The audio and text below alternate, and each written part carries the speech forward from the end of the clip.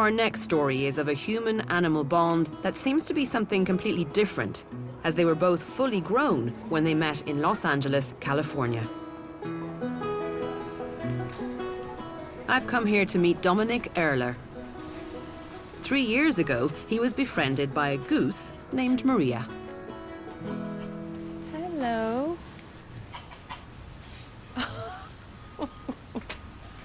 Did you get a good night's sleep? Okay.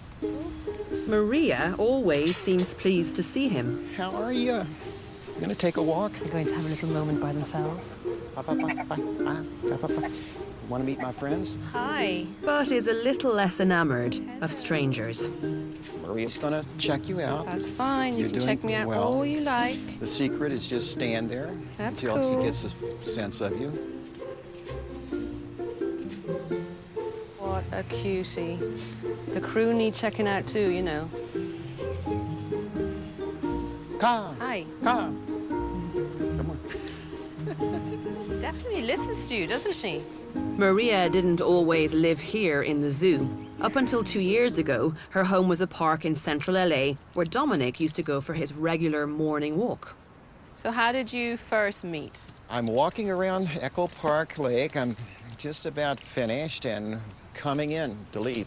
One of the park employees by the officer taps me on the shoulder and he says, "Hey, Dominic, you know you're being stalked when you're walking around the lake."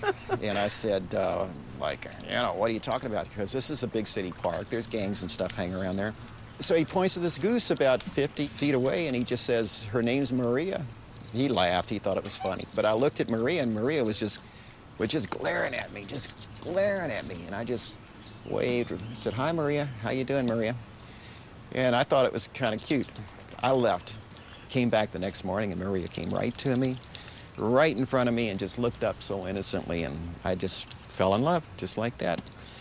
"You're my friend." And within a matter of just a few days from her just circulating around me as I'd go, took the lead position. So Maria would always walk in front, leading the way. The pair quickly became inseparable. When you fall in love with a goose, you got to be aware of what you're getting involved with. Their loyalty is phenomenal. Remember, they bond for life. So I basically feel like I have a certain sense of responsibility.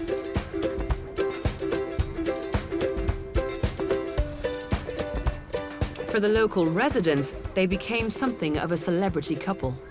One time we had 100 people marching behind us as we're walking around the lake.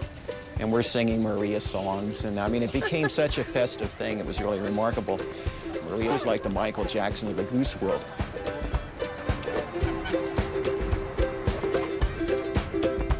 In 2011, the park authorities decided to drain Echo Park Lake, part of a 2-year renovation program.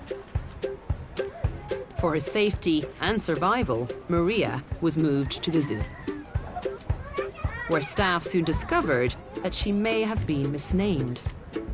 We did a little Valentine's thing on one of the local TV channels or something, and it was a perfect relationship, unusual relationship, a man and a goose, that Dominic and Maria. And I think like a week or two after that, the head vet here calls me up, humorously says, "Hey, Dominic, you got a problem?" And I said, "What's that?" He says, "Well, your girlfriend's a boy." So Maria became Mario. Oh, Mario. Is he showing He's off? showing off. But the bond is as strong as ever. You visit him every day, is that right? Every day. So it's part of my daily schedule. I love coming up here and hearing him. You know, it's nice to have an animal wag its tail and go caw, caw, caw. You know, it's great. That's the great thing about animals. They want to be our friends. Right, Mario? But why did Mario want to be Dominic's friend? Geese are well known for being a species that imprints. In fact, they were the first animals scientists studied when they were trying to understand the phenomenon. But Dominic definitely wasn't the first thing Mario saw when he hatched. Dominic suspects that Mario was a domestic goose that had been abandoned at the lake, and so was looking for a new companion. And he found me. And he determined I'm always safe to be with. When he's with me, he feels safe. He knows I'm one of him. Jason believes that even though Mario didn't imprint on Dominic, those crucial few hours for the goose after it hatched were significant. Imprinting has what's called a sensitive period. It's so many hours, 13 to 16 hours or so after birth, and then it gets locked in. So that sort of representation of what mom is supposed to look like doesn't change. Okay.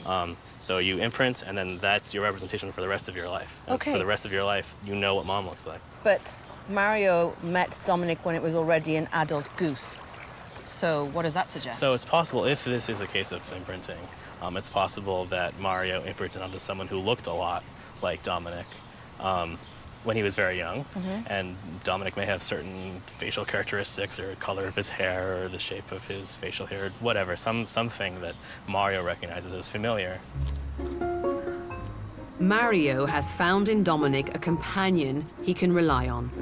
And like all geese, he's protective of what he's got. His little nips are getting a little stronger every time, huh? But that's okay. When he attacks someone, it's not so much that he's trying to attack them to defend me, but really he's trying to keep me. In other words, I'm his property. Ow! So if you would see his behavior, he was basically showing all the other geese, keep your distance, this is mine. Any goose that would get near, there'd be feathers flying. That's where he would show the most aggressiveness. Ow, ow, ow, ow, ow. We're never going to find out exactly what happened in the early stages of Mario's life, but my money's on the fact that he probably did imprint on an elderly gentleman that looks suspiciously like Dominic over there. It just goes to show how strong an influence your early life experiences will have on how you behave as an adult.